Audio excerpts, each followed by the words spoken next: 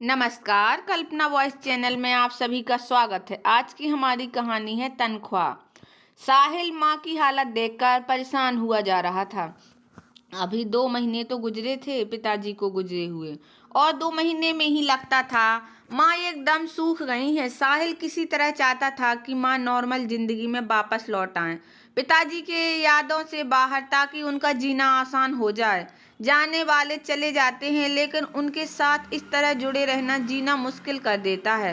अतः उन यादों से बाहर ही आना बेहतर होता है।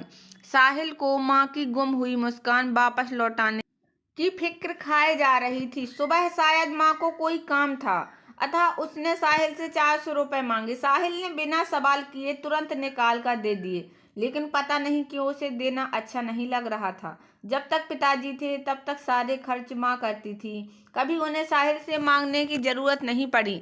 और साहिल नहीं चाहता था कि माँ उसके आगे हाथ फैलाए। पिताजी प्राइवेट जॉब में थे, अतः जो कमाया वह घर बनाने में और साहिल के ऊपर ही खर्चा कर दिए थे। इसके लिए साहिल ने अपने मन में निश्चय किया कि इस महीने से जब भी सैलरी मिलेगी माँ के हाथों में दे दूंगा। माँ सारे घर के खर्चे को चलाएगी और माँ को मांगना भी नहीं पड़ेगा। और उसने ऐसा ही किया। 1-2 महीने तो सब ठीक चल रहा था, लेकिन उसकी पत्नी अंजलि को अपनी सास के आगे बार बार हाथ फैलाना अच्छा नहीं लग रहा था। अतः उसने गाहे बगाहे इस बात की साहिल से शिकायत कर दी। अंजलि शायद साहिल की मनोदशा को समझना ही नहीं चाहती थी, इसलिए साहिल उसे समझा नहीं पा रहा था। आखिर एक दिन बात इतनी बढ़ गई साहिल और अंजलि में कि इस बात को लेकर खूब झगड़ा हुआ और अंजलि उठकर मायके चली गई। माँ को इस बारे में पता भी नहीं चला कि आखिर झगड़े की क्या वजह है।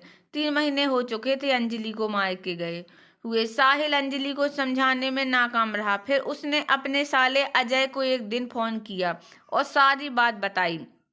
अजय ने अपने जीजा साहिल को आश्वासन दिया कि बहुत जल्द आपकी समस्या का सॉलिड समाधान निकाल दूंगा।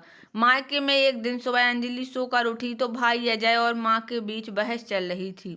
माँ, अजय, क्या मैंने तुझे इसी दिन के लिए पाल पोस कर बड़ा किया कि आज 100 रुपए के लिए बहू के आगे गिड़गिड़ाना पड़ रहा है?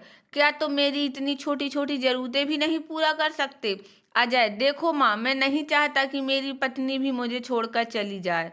आपको रुपए चाहिए तो आपको रिया से मांगना पड़ेंगे। मेरी तनख्वाह की मालकिन मेरी पत्नी ही रहेगी, कहकर अजय उठकर चला गया। लेकिन अंजलि को अपने भाई की बात बहुत बुरी लगी और उसे अपनी गलती का एहसास होने लगा कि मैंने भी तो यही किया। अंजलि अपनी माँ को आश्वासन देने लगी तो उसकी माँ बिफर पड़ी।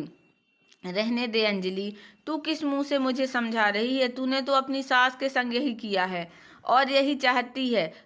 तेरी भाभी ने तुझसे ही यह सीखा है, वरना पहले अजय अपनी सारी तनख्वाह मेरे हाथ में ही रखता था और पूरे घर का खर्च में चलाती थी, और तेरी भाभी को कभी ऐतराज भी नहीं था। पर तेरी देखा देखी मेरा घर भी बिगड़ गया। अंजलि रुआसी होकर अपने कमरे की तरफ चली गई और कमरे में जाकर सबसे पहले साहिल को फोन मिलाया। साहिल के फोन उठाने पर अंजलि बोली, सुनिए, आप यहाँ पर आ जाइए, मैं घर आना चाहती हूँ। अब मुझे कोई तनख्वाह नहीं चाहिए। इधर दरवाजे के बाहर अजय, रिया और अजय की माँ तीनों एक दूसरे को मुस्कुराकर प्रसन्न नजरों से देख रहे थे। आखिरकार अजय का आइडिया काम आ गया था।